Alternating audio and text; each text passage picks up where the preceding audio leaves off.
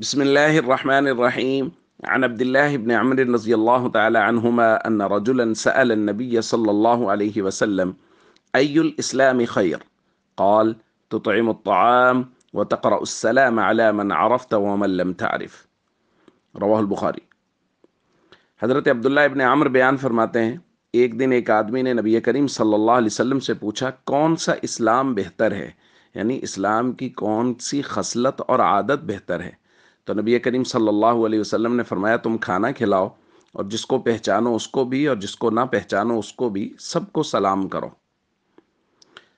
دوستو، یہ سوال ای الاسلام خیر مختلف مواقع پہ کیا گیا اور نبی کریم صلی اللہ علیہ وسلم نے مختلف مواقع پہ مختلف ارشادات فرمائے۔ کبھی وہ عبادات کے لحاظ سے ہوتا ہے، کبھی وہ دیگر لحاظ سے۔ آج والی روایت میں حضور نے جو جواب ارشاد فرمایا وہ معاشرتی لحاظ سے ہے کہ معاشرتی لحاظ سے اسلام کی سب سے بہترین اور عمدہ عادت کسی بھی شخص کے اسلام کی وہ ہے کھانا کھلانا، تو طعم الطعام۔ ایک موقع پر دوسری روایت میں یہ سوال کیا گیا تو حضور نے فرمایا تھا، طیب الکلام و اطعام الطعام، عمدہ خوبصورت پاکیزہ گفتگو کرنا اور کھانا کھلانا۔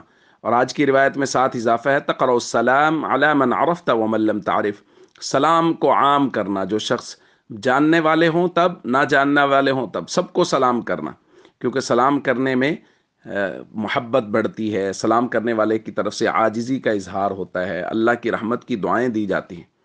تو اس لیے اس شخص کا اسلام بڑا ہی خوبصورت ہے جو ضرورت مند لوگوں کو کھانا کھلاتا ہے، اور ضرورت مند میں عام ہے، وہ مسلمان ہوں، غیر مسلم ہوں، یہاں تک کہ انسان ہوں، جانور ہوں، جو بھی ضرورت مند ہے اس کو کھانا کھلائے اور عمدہ اور خوبصورت پاکیزہ کلام کرے اور سلام کو عام کرے۔ ہم سب کو چاہیے اسلام کے ان تمام تر خصائل پہ بھرپور عمل کرنے کی کوشش کریں۔ السلام علیکم ورحمۃ اللہ وبرکاتہ۔